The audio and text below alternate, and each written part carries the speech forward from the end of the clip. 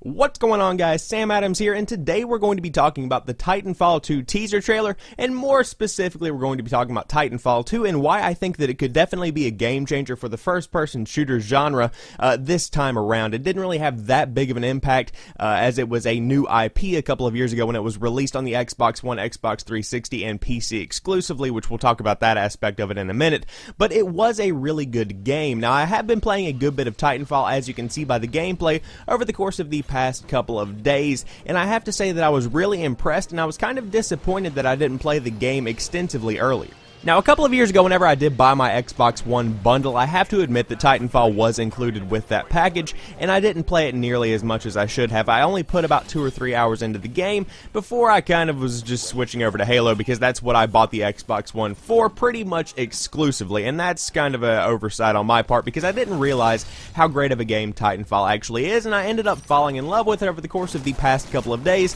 since I was playing it, trying to kind of get my thoughts on how the franchise was going to be going forward. For those that might not be familiar with Respawn Entertainment, it's basically a group of people that brought about the first 4 years of my entire gaming career, because these guys worked on games that range from Call of Duty to World of Warcraft to Battlefield 4 to Medal of Honor, and many more names that are pretty notable in the gaming industry, and I feel like all of that talent that's in Respawn Entertainment really shines through in Titanfall because the game feels and plays beautifully. Now, whenever I'm playing Titanfall, I have to say that it does feel, for me, like Modern Warfare 2, with mechs acting as the kill streaks rather than your Predator missiles or your Harrier strikes or whatever you might have equipped. Titanfall's occur at about the same frequency as you would earn kill streaks in your standard Call of Duty game, and overall the hit detection and gunplay feels tight and accurate, which is something that is imperative whenever you're talking about a first-person shooter. However, there are definitely some elements that do set it apart from your standard Call of Duty game, because there are cards that allow special bonuses that switch up gameplay and keep things fresh, while also allotting you some additional XP depending on what kind of card you might have, or maybe an amped weapon which is a little bit more powerful than your standard loadout. And also, whenever you hit a certain level, you hit ranked play, which adds some draw for those that stick around for the long term and want a little bit of additional attrition points, which is pretty much a in-game currency, so to speak. And you might want a little bit more challenge in your game, so you could definitely opt into that ranked play, or you can just opt out. It depends what you want to get from the game, but whether you're just getting into the game or whether you've been playing for months on end, there is still something for everyone and a lot of entertainment to be had from Titanfall. Now, it is no shock that there were definitely some setbacks when the game did come out, because number one, it was an Xbox One, Xbox 360, and PC exclusive title coming into the game right at the beginning of this generation of consoles, because I believe the console was released in the last part of 2012, and Titanfall was released around the first quarter of 2013, so needless to say, people were still kind of hesitant, and this new generation was trying to prove itself that it was worth upgrading from an Xbox 360 or a PlayStation 3, and this was one of those definitive games that I feel could have changed the game, because as you can see, it runs very, very well on the Xbox One, which I was kind of shocked at because I'd only seen PC gameplay. So needless to say, isolating that PlayStation 4 fanbase definitely did cut back on the amount of players that would have entered Titanfall if it had been across all of the platforms, and that was kind of one thing that did set it back at the beginning. Now, another thing people had a problem with is that there was no real story within Titanfall. A general overview of the world was given in the story mode, but there was no emotional connection to any developed characters,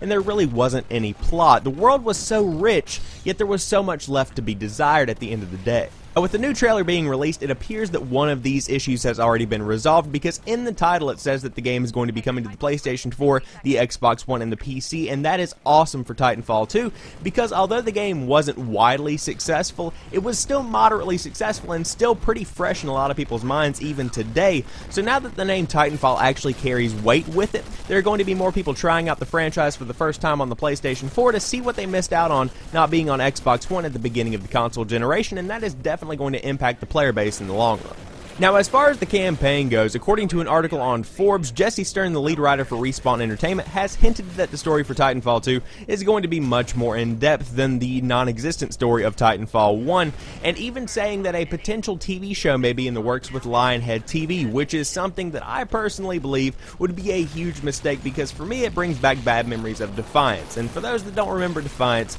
you didn't miss much. It's pretty much a game that launched on the Xbox 360, PlayStation 3, and PC, alongside a TV show on Sci-Fi. The show lasted for about 3 seasons, the game lasted for about 3 days, so you didn't miss much on that one. However, forgetting about the TV show aspect of the article, the news that there is going to be a more in-depth campaign is certainly some welcome news for those that felt the original game left a lot to be desired, but what I really want to know is how this game is going to impact the world of Call of Duty, because as we saw a couple of weeks ago, this year's Call of Duty is already facing rejection and pretty much bad press from fans for being too futuristic, because it is supposedly set in a space setting in the far distant future, which might be a little bit too much for those that still want that classic Call of Duty feel. So with Titanfall 2 being developed by the guys that made Call of Duty successful in the first place, and not going too far out of the realm of possibility, I wouldn't be surprised to see Titanfall 2 overtake Call of Duty and finally knock the king of FPS games off of its royal throne that it's been on for so very long. So there you guys have it. I hope you've enjoyed this video. If you did, drop me a like down below, and be sure to subscribe and come back and check out all of that E3 news that I will be covering over the course of E3 in its entirety. I try to upload every day throughout the week, sometimes multiple times throughout the day,